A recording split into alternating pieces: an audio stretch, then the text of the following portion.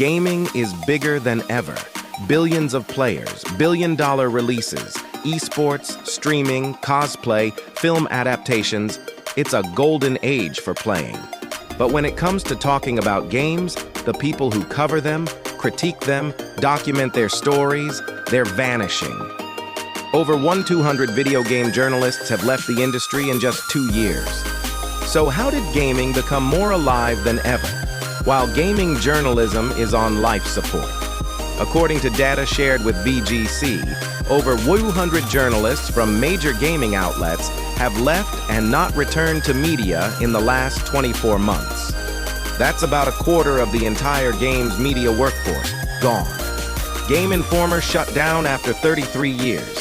The Escapist collapsed after mass resignations. Polygon was sold and gutted by layoffs. And Kotaku? Barely holding on. Meanwhile, YouTube and Twitch are overflowing with creators covering the same industry. So what's going on here? Here's the paradox. Gaming has never been more popular, yet the people who write about it, critique it, and investigate it are being pushed out. Why? A few reasons.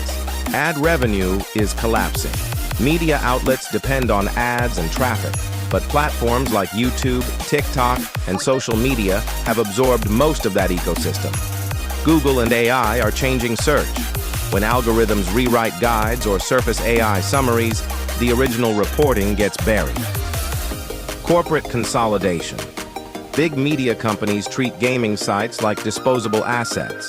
They cut costs, lay off writers, and move on. Creator culture took the spotlight. Readers became watchers. Reviews turned into streams. Investigations turned into reaction videos. It's not that people stopped caring about games. It's that how we get our information completely changed. When journalists disappear, so does documentation. Who's left to ask tough questions about labor, accessibility, or ethics? Who's chronicling the smaller indie gems or the untold stories behind big franchises? Without press coverage, gaming history risks being told only by PR teams and influencers. And while creators, like us, can fill part of that gap, it's not the same as having dedicated professional reporters chasing the truth. This isn't the end, it's an evolution. Many of those journalists are moving into independent newsletters, podcasts, and YouTube channels, reclaiming creative control. And as audiences, we can help shape what comes next. Support independent creators and journalists you trust. Subscribe to smaller outlets. Share quality reporting, not just clickbait. Gaming deserves voices that care, not just companies that sell. So while the old walls of gaming media may be crumbling, something new is emerging.